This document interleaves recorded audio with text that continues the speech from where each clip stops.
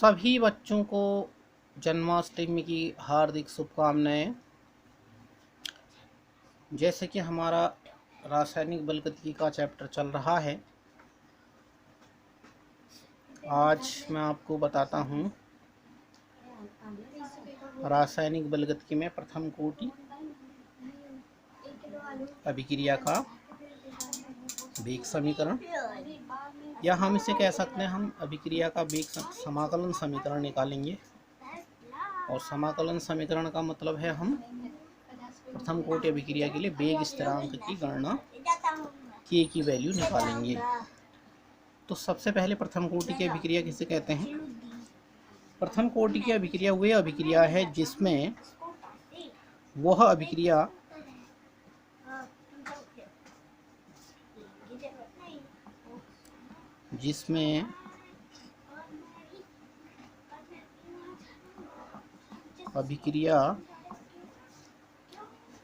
अभिक्रिया का वेग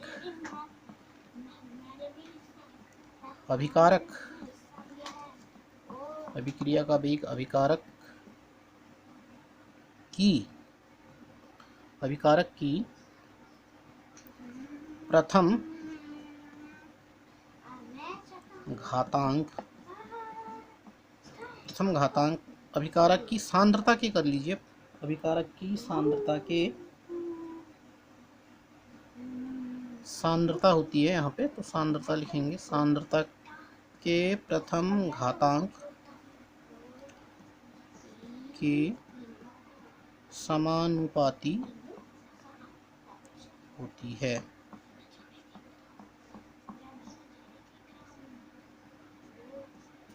तो हम बच्चों पढ़ रहे हैं प्रथम कोटि अभिक्रिया का समाकलित वेग समीकरण। तो जैसे कि हमने परिभाषा में लिखा है कि वह अभिक्रिया जिसमें अभिक्रिया का वेग अभिकारक की सांद्रता के प्रथम घातांक के समानुपाती होता है। तो हम इस परिभाषा के अनुसार इसको करते हैं। सबसे पहले हम एग्जाम्पल के लिए एक अभिक्रिया यहाँ लिख देते हैं R2P। R2P means reactant to product. तो रिएक्टेंट टू प्रोडक्ट का मतलब हुआ अभिकर्मक या अभिकारक से उत्पाद बनेगा यहाँ पे। तो इसके लिए हमें वेग लिखना है। तो फिर से मैं वही रिपीट करूँगा कि हमारी प्रथम कोटि की अभिक्रिया वह अभिक्रिया है, first order reaction is that reaction in which rate of reaction is directly proportional to first power of the reactant concentration। reactant concentration मतलब अभिकारक की सांद्रता। तो इसको लिख के लिए हम रेट लिखते हैं, यानी कि रेट मीन्स वेग लिखते हैं। वेग इज प्रोपोर्शनल टू रिएक्टेंट के लिए, रिएक्टेंट का मतलब अभिकारक, तो हम अभिकारक की सांद्रता के समानुपाती। प्रथम घातांक का मतलब यहाँ पे 1 मानेंगे हम, घात लिखा नहीं जाएगा, ये माना जाएगा। और वेग का मैं फिर से आपको रिपीट कर देता हूँ। वेग का अवकलन हम लिखते हैं वेग नियम के अनुसार। वेग व्यंजक आपने पहले पढ़ लिया था, उसके अनुसार हम वेग को लिखते हैं माइनस dr/dt, यानी कि हम वेग की जगह पे dr/dt रख सकते हैं। तो हम इसको लिख सकते हैं dr/dt। dr का मतलब सांद्रता जो है समय के साथ परिवर्तित होती है, इसलिए स्मॉल डिफरेंस dr, और small dt means small difference in time is proportional to r, ऐसे लिखेंगे। तो अब ये प्रोपोर्शनल हटाएंगे तो हम यहाँ पे कांस्टेंट लेना पड़ता हमें। dr/dt is equal to k × r। अब आपको यहाँ पे थोड़ा ध्यान देना है, यहाँ पे हम आर की सांद्रता को इधर ले आएंगे, आर की सांद्रता को डी आर के जस्ट नीचे ले आएंगे और माइनस चिन्ह उधर ले जाएंगे। तो हम इसको लिख सकते हैं D R upon R equal to minus K into D T.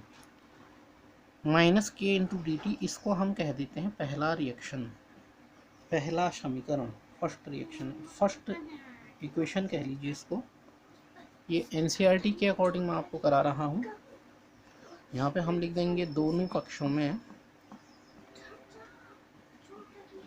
समाकलन करने पर, दोनों पक्षों में समाकलन करने पर, इंटीग्रेटिंग बोथ साइड्स, इसको इंग्लिश में कह सकते हैं इंटीग्रेटिंग बोथ साइड। तो इंटीग्रेट का मतलब है हमें इनिशियल टू फाइनल वैल्यू तक उसको एक साथ लेना है, यानी प्रारंभिक सांद्रता, प्रारंभिक समय, प्रारंभिक टाइम से सांद्रता का प्रारंभिक समय से इनिशियल कंसंट्रेशन। तो इसको हम डी आर अपॉन आर लिख देंगे और यहाँ पर लिख देंगे माइनस की को बाहर ले लेंगे, कांस्टेंट वैल्यू है। तो डी टी, अब डी आर बाई आर का जो हमारा फॉर्मूला होगा या इसका जो समाकलन होता है वो होगा log are, natural log are लेंगे यहाँ पे आपको याद करना पड़ेगा, ये सूत्र है, याद करोगे D R by R equal to आपको रखना है L N R, natural log R की वैल्यू आ जाएगी। शायद आपको नहीं दिख रहा होगा, ऐसे कर लेंगे इसको।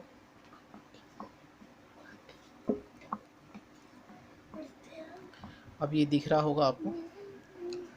और दूसरी बात है माइनस के और डी टी का इंटीग्रेशन याद करोगे तो ये आ जाएगा आपका के टी प्लस माइनस के टी प्लस, कुछ लोग यहाँ पे सी रखते हैं, एनसीईआरटी में आपको आई दिया है तो मैं यहाँ पे आई रख देता हूँ, माइनस के टी प्लस आई। तो अब यहाँ पर डी आर बाई आर का समाकलन होता है नेचुरल लॉग आर, यहाँ पर होता है माइनस के T plus I, where I equal to integrating constant. I जो है हमारा समाकलन स्थिरांक है, इंटीग्रेटिंग कांस्टेंट।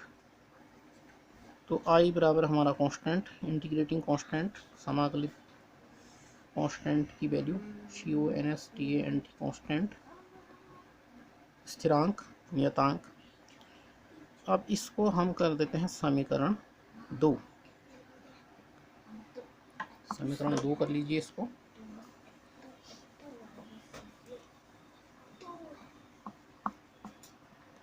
तो बच्चों मैंने आपको बताया था डी आर बाई आर समाकलन इक्वल टू माइनस के, समाकलन किया था हमने डी टी का, तो ये हमारे पास आया था L N R log, natural log है ये, इक्वल टू क्या आया था माइनस के टी प्लस आई, ये आया था। अब अगर हम यहाँ लिखें माना t इक्वल टू 0 समय पर अभिकारक R की सांद्रता बराबर R0 लेने पर, तो अब हमारी ये जो समीकरण है एल एन आर बराबर माइनस के टी प्लस आई, ये समीकरण 2 है, इसको मैंने समीकरण 2 कहा था। इसको हम सॉल्व करेंगे, यहाँ पे हम रख देते हैं एल एन आर, आर की जगह पे R0 बराबर माइनस के, टी की वैल्यू हम रख देंगे 0, तो गुणा टी बराबर आ जाएगा 0 प्लस आई।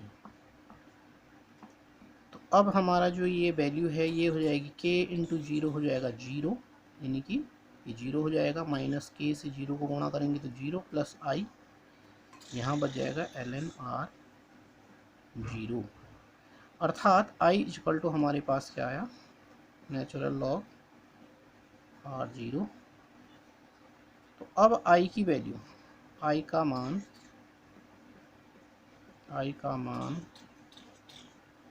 पुनः समीकरण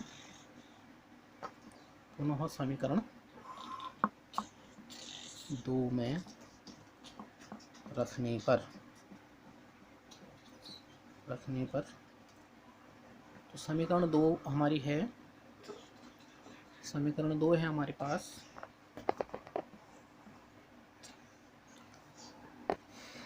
समीकरण 2 है हमारे पास ln r बराबर माइनस के टी प्लस आई। इसमें हमने आई की वैल्यू यहाँ रखनी है, यहाँ पे।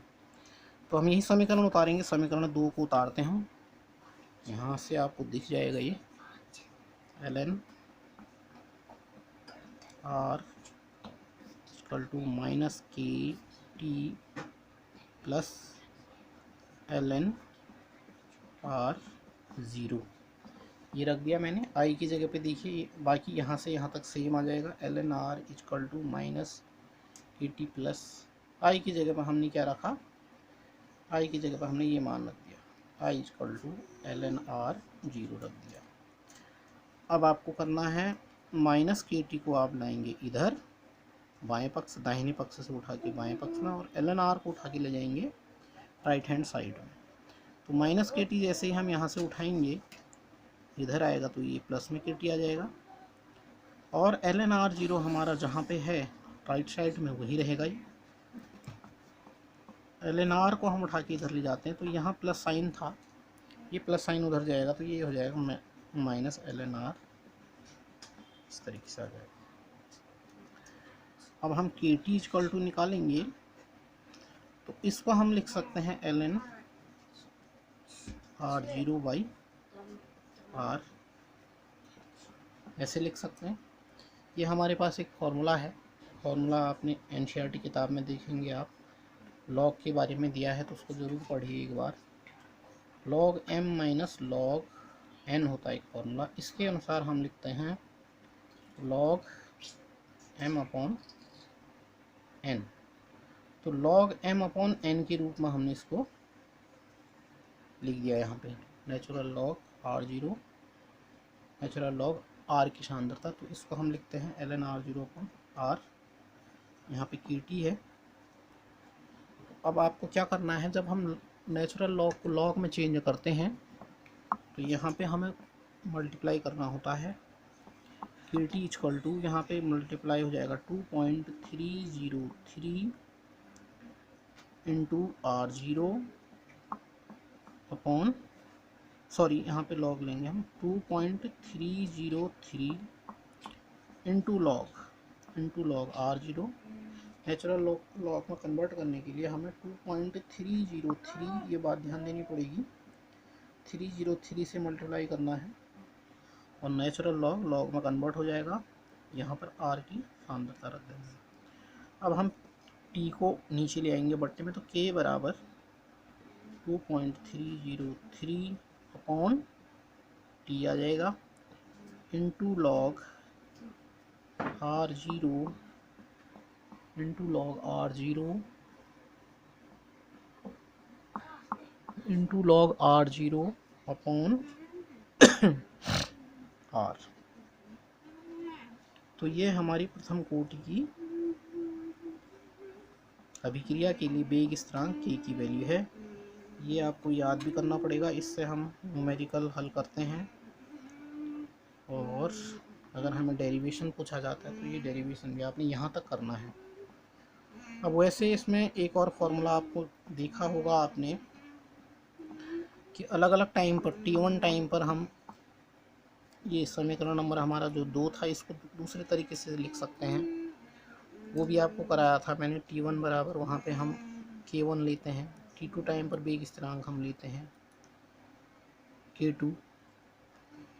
तो ये भी आप को करा रखा है, इसका ध्यान देंगे आप। एक हमारे पास यहाँ पे एक समीकरण मिला था आपको, t1 समय पे, सॉरी k1 नहीं होगा, ये हो जाएगा r1, सांद्रता r1, और ये हो जाएगी सांद्रता r2। t2 और t1 समय पे तो हम यहाँ पे समीकरण नंबर हमारा जो 2 था, समीकरण नंबर 2 हमारी कौन सी है, ये वाली है। यहाँ पर R1 कर देंगे, यहाँ T1 कर देंगे। तो तब हम इसको सॉल्व करें तो हमारे पास एक सूत्र आया होगा, इसको मैं शॉर्ट में आपको केवल आपने सूत्र पे ध्यान देना है कि बराबर 2.303 upon T into log R1/R2। इसको ऐसे करते हैं तो यहाँ T2 माइनस T1 हो जाएगा, T2 माइनस T1 ऐसे आएगा। इस सूत्र का भी हम उपयोग कर सकते हैं, ये हमें न्यूमेरिकल सॉल्व करने में देखना पड़ेगा। ये है T1 बराबर R1 जब सांद्रता हो, T2 समय पर सांद्रता अगर R2 लें तो समीकरण नंबर 2 को हम सॉल्व करते हैं। समीकरण 2 हमारी ln R equal to minus K T1 हो जाएगी। ln R1 बराबर के T1 प्लस आई, और इसी प्रकार से ln R R2 माइनस के T2 प्लस आई। इसको सॉल्व करके हम इसको निकाल सकते हैं।